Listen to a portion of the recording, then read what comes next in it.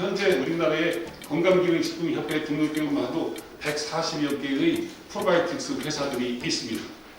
근데 거기서 유산균 전쟁을 하고 있습니다. 숫자 전쟁을 하고 있는 것이죠. 유산균 우리는 많이 먹으면 좋은 것인가?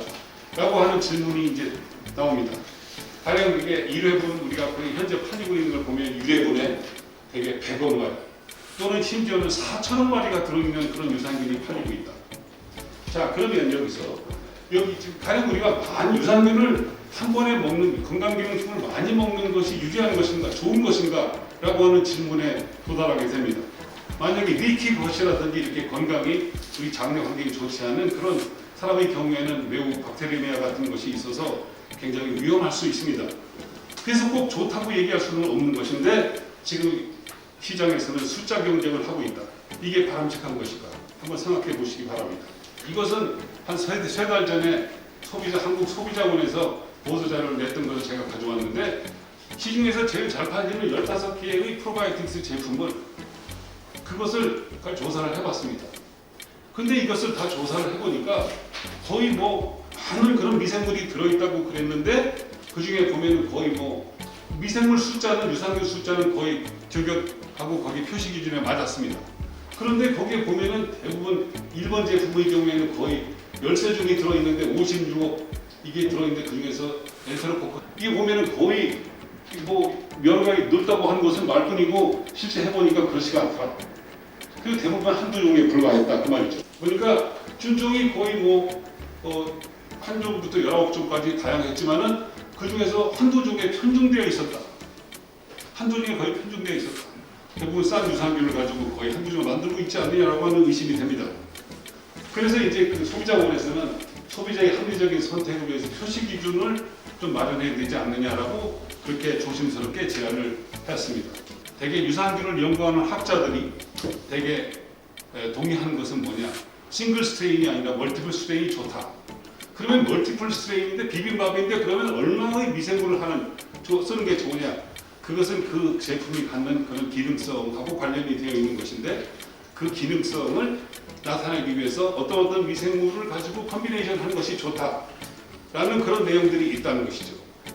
그래서 이제 그런 부분에 있어서 우리가 스트레인에 대한 어떤 것을 앞으로 좀 우리가 관리를 할 때 좀 앞으로 당장은 우리가 산업적인 여건이 있어서 그걸 따라갈 수 없지만 앞으로 우리가 식약처에서 그런 부분들을 좋은 방향으로 유도할 필요가 있다. 그렇게 생각을 하는 것입니다. 그런데 이제 이 엔테로코커스에 대해서 제가 보이는 미국의 유산균 학자들이 주저주저한다. 프로바이오틱스로 왜 그러냐 하면 이것이 지금 미국에서는 그라스 인정을 받지 못했다. 왜? 거기에는 세이프티 어떤 컨선이 있다. 그죠? 그래서 이제 독성 유전자가 이 독성 유전자를 캐리하고 있는 그런 엔테로코커스가 많이 있기 때문에 이것을 이제 쓸 때는 상당히 고려를 많이 해야 되겠다라고 하는 것을 말씀을 드리겠습니다. 이 동물에서 분리된 유산균을 쓸 경우 그때는 그것이 동물에서 했을 때 유럽에서는 이 동물에서 분리한 유산균을 쓰는 것에 대해서 상당히 이런 규제를 하고 있다. 그래서 우리도 이것은 어떤 프로바이오틱스를 우리가 수입을 했을 때 그것이 어디에서 유래됐느냐, 식품에서 유래된 것이냐 아니면 동물에서 유래된 것이냐라고 하는 것을 반드시 따져보아야 할 것입니다. 그 평죽장 포장을 만들어내는 그런 것들을 우리가 했을 때는 대개 이런 것들은 항생제 내성 유전자를 가지고 있다. 그러면 여러분 잘 아시는 것처럼 항생제 내성 유전자가 우리 장내에 들어가면 그것이 수평 이동을 할 수가 있다. 그런 플라즈미드 같은 그런 것이. 그래서 이제 다른 그런 비나인한 그런 스트레인에게 항생제 내성 유전자를 전달할 수 있기 때문에 우리가 이런 것들은 이것을 앞으로 이 프로바이오틱스를 확대하고 할 때는 상당히 조심할 필요가 있겠다라고 하는 것을 말씀을 드리겠습니다. 그래서 우리가 이 개별 인증의 그런 우리 한국인의 어떤 체질이나 식품에 맞는 어떤 그러한 프로바이오틱스를 개발하는 것이 급선무이다. 그렇게 제안을 합니다. 또 프로바이오틱스에 대한 이런 안전성과 관련해서 규제가 국제적으로 강화되고 있는 추세이기 때문에 특히 F사에서 그렇습니다. 그렇기 때문에 항상 이 부분을 조금 더 우리도 그 국제화 추세를 따라가는 것이 좋겠다 이렇게 말씀을 드리겠습니다. 그 다음에 이제 해외에서 특별히 수입된 진주에 대해서 우리가 그것을 덮어놓고 그거를 인정할 것이 아니라 그거에 대한 철저한 관리 감독이 필요하다.